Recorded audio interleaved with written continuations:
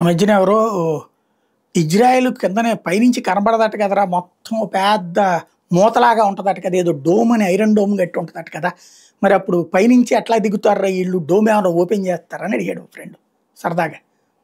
అంటే ఐరన్ డోమ్‌తో ఈ 14 దేశాల ఆయుధాల్ని ఆపేస్తుంటది అది అన్నటువంటి పాయింట్. నవ్వొచ్చిందనమాట. మొన్న యుద్ధం అప్పుడు ఎక్స్‌ప్లెయిన్ చేశా. ఎందుకంటే అప్పుడు చెప్తే అర్థం కాదు. భారతదేశం మనం వాడినటువంటి సిస్టమ్ ఏంటి? ఐరన్ డోమ్ తరహా టెక్నాలజీని. 5 అంచెల ఎయిర్ డిఫెన్స్ సిస్టమ్. ఒకదాన్ని దాటుకొని ఇంకో దాని దగ్గరికి రావచ్చు. ఇంకో దాన్ని దాటుకొని ఇంకో దాని దగ్గర. అట్లా 5 అంచెలు పెట్టేటప్పటికి ఎయిర్ డిఫెన్స్ సిస్టమ్స్ లోపలికి ఒక్క మిస్సైలు రాలేదు. ఒక్క డ్రోను రాలేదు. అది ప్రధానమైనటువంటి. అట్లాంటి దాన్ని ఇజ్రాయెల్ ఎప్పటినుంచో పెట్టుకొచ్చింది. కాబట్టి దాన్ని ఐరన్ డోమ్ అంటారు. ఈ మధ్యనే దాంట్లో ఉన్న లూప్ హోల్ గమనించి కొన్ని చోట్ల మిస్ అయ్యి ఆ దేశం మీద పడ్డటువంటి సందర్భం కూడా ఉంది.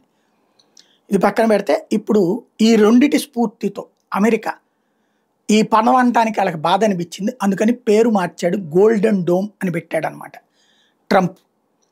అయితే 15,00,000 కోట్ల రూపాయలు పెట్టి ఇట్లాగా 3 అంచెల, 5 అంచెల, 6 అంచెల, 7 అంచెల ఎయిర్ డిఫెన్స్ సిస్టమ్ అమలు చేయబోతున్నాడు. అంతరిక్షం మీద నుంచి కూడా దాంతో మానిటరింగ్ ఉంటుందట. సేవింగ్ మెకానిజం ఉంటుందట. ఇది అమెరికా తన రక్షణ వ్యవస్థలో చేస్తున్నటువంటి కీలకమైనటువంటి మార్పు. ట్రంప్ ఈ నిర్ణయం తీసుకుని తన హయాంలోనే ఇది పూర్తి చేయాలని నిర్ణయం తీసుకున్నాడు.